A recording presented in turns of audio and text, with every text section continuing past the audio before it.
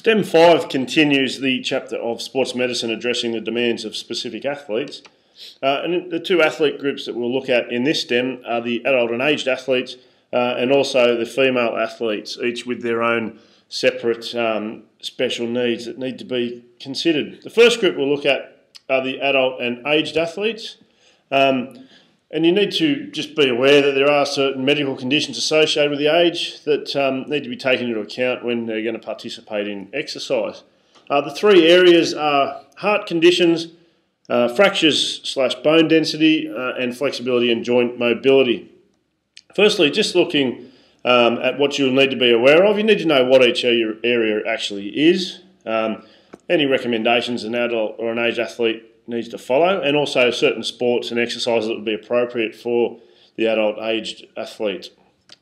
Firstly, with heart conditions, the aged are more likely to have heart problems simply because they're older, they've been around for a bit longer, so their heart is going to be more susceptible to certain problems. Obviously, you need the heart to pump blood around the body, and when you exercise, you need more blood going around the body because of the increased oxygen demand. So obviously exercise is putting strain on the heart. So that's something that needs to be taken into consideration with an adult or aged athlete. So you need to consult a doctor prior to participating in exercise programs.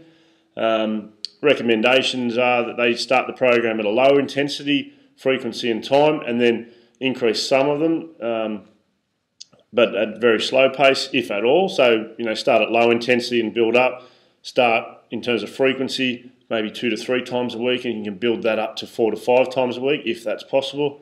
And time, so you would start with shorter sessions and 15-20 minutes, building up to 30 to 40 minutes, depending on the person. Every individual is different. They also need to ensure that the adult aged athletes warm up and cool down. Try not to hold your breath during exercise so that blood can circulate at a consistent rate around the body. And oxygen can be taken in regularly. It's better to have a more consistent breathing pattern rather than hold your breath and take in a huge gulp of oxygen, bearing in mind that your body can't utilise all the oxygen you take in. And also get sufficient rest after exercise and between training sessions so they can back up for the next session. The sort of activities that are recommended, you can read here. Obviously low to medium intensity stuff that's not going to be too strenuous on the body. The next consideration is fractures. This is directly related to bone density problems in old people. And bone density is a concern for old people, or I don't say old people, the adult and the aged athletes. It's osteoporosis is the most common type there of bone disease in ageing adults. Bones become more frail and brittle, and because of this, fractures become a big concern. It particularly affects women in their middle and later years. We'll actually look at women being affected by bone density in the female athlete section. In the context of the elderly or the adult aged athlete, recommendations are you need to seek medical advice before beginning a exercise program. And if you are having problems with bone density, or if the adult or aged athlete is having problems with bone density, try doing weight-bearing exercises, but that doesn't have a high impact. And you don't want to be doing exercise that involve bending or twisting at the waist because that can actually increase the risk of a fracture. So some recommended activities that are low impact but load bearing, because you still need to have load bearing activities, are dancing, low impact aerobics, cycling, swimming or water aerobics. And it's been found that walking as little as 5 to 8 kilometres a week can help build bone health. So there you've ticked the boxes there in terms of having a load-bearing activity because you're walking, but it's low impact. So it's not going to be putting a lot of strain on the bones. Obviously, you're not going to have your adult or your aged athlete in particular doing high-intensity running because that's just going to be putting too much stress going through the ankle, knees, hips there. Now, flexibility and joint mobility becomes a problem. Flexibility decreases with age. That's just a fact of life. You can read the reasons there, but obviously with a decrease in flexibility comes an increase in the chance of actually sustaining an injury, so that needs to be taken into account. So again, you're not going to be doing activities that are high intensity sort of activities because you don't want to be putting too much strain on the joints and particularly the soft tissues around the joints, the the ligaments, the tendons, and obviously the muscles.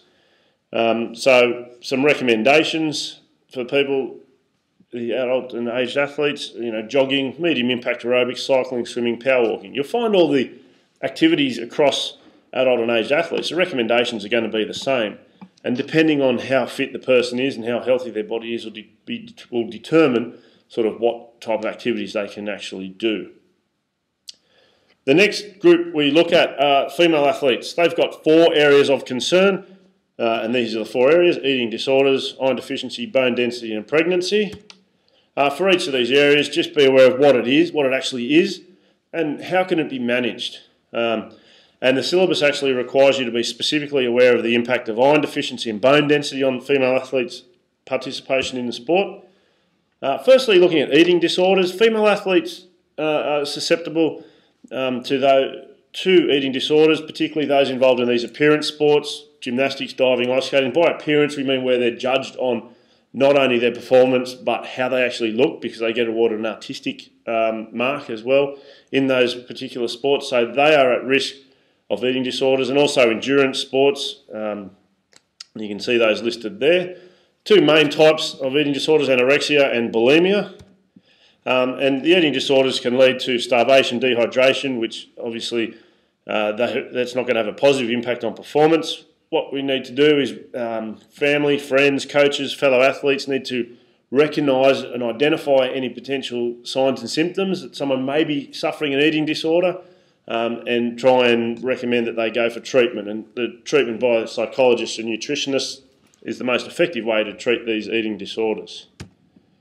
Iron deficiency is a big problem potentially for female athletes for a couple of reasons. They lose blood, obviously, during menstruation, and also traditionally females don't eat as much red meat as males.